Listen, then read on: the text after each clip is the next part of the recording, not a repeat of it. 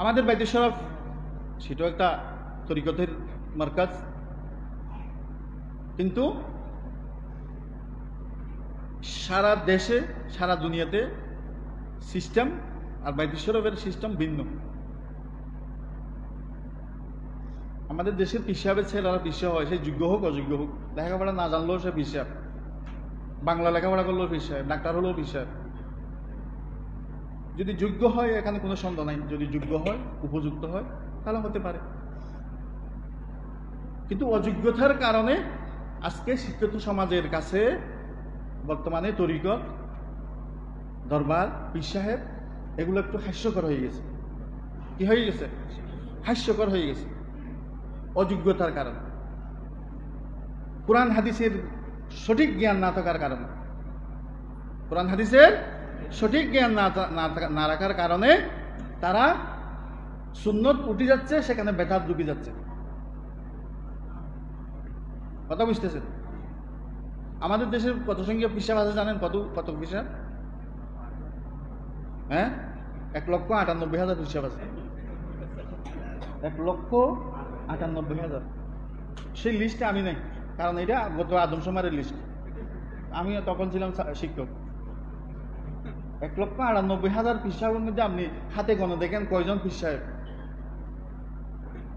সুন্নতের উপর আছে, শরীয়তের উপর আছে। যার মধ্যে রাসূল পাক সাল্লাল্লাহু আলাইহি ওয়াসাল্লামের প্রকৃত সুন্নত যত বেশি পাওয়া যাবে তিনি তত বেশি বড় পীর সাহেব। রাসূলের সুন্নতকে বাদ দিয়ে কোনো তরিকত হতে পারে না, এবং এই ধরনের কোনো তরিকত যদি থাকে সেটাকে আমরা গ্রহণ করি না, সেটাকে আমরা গ্রহণ করি না। সুন্নত হলো মাপকাঠি, আমাদের জন্য মাপকাঠি হলো সুন্নত। অথবা আরেকটা উদাহরণ দিতে পারি, যেই পীর সাহেবের মুরিদের মধ্যে আলেমের সংখ্যা বেশি, আলেমদের সংখ্যা বেশি, তাকে সঠিক বলা যায়। তাকে কি সঠিক বলা যায়?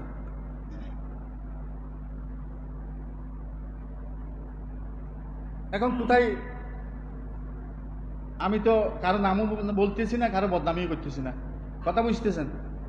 এগুলো আমাদের অভ্যাসও নয়, এটা আমাদের স্বভাব নয়। আমাদের পীর মুর্শিদের এগুলো নিয়ম স্বভাব ছিল না। ওনাকে গালি দিলেও উনি গালি দিতেন না, ওনাকে গালি দিলেও উনি গালি দিতেন না, বলতেন যে ওইটার দরকার নাই, উনি আমার কাপড়ের মধ্যে ময়লা লেগেছে, উনি আমার কাপড় ধুলাই করতেছে, আমার গুনাহ মাফ হচ্ছে, আমার গুনাহ কি হচ্ছে? মাফ হচ্ছে। কোনো জবাব নেই, এগুলোর কোনো জবাব নাই। কিন্তু দুঃখ লাগে, আমাদের চট্টগ্রামে সবচেয়ে প্রসিদ্ধ যে তরিকা, যে মারকাজ, তারাও সুন্নি আমরাও সুন্নি, তারাও সুন্নি আমরাও সুন্নি, তারাও দরুদ শরীফ পড়ে আমরাও পড়ি, তারাও কিয়াম করে আমরাও করি, তারাও মিলাদ করে আমরাও মিলাদ করি, তারাও কাদেরিয়া তরিকা আমরাও কাদেরিয়া তরিকা। কিন্তু আমাদেরকে বলে কি? কাফের। আমরা নাকি কি কাফের? না হয় বলবে ওয়াহাবি।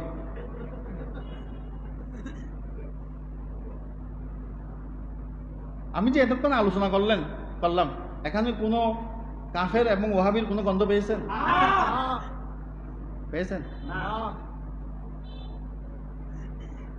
কেন এটা হয়?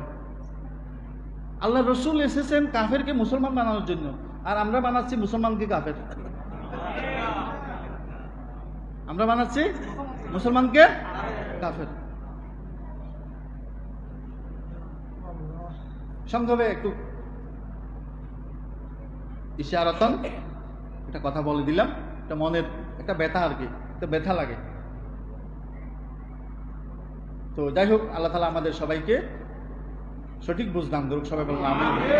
ওয়া আখিরু দাওয়ানা আলহামদুলিল্লাহি রাব্বিল আলামিন। আসসালামু আলাইকুম ওয়া রাহমাতুল্লাহি ওয়া বারাকাতুহু।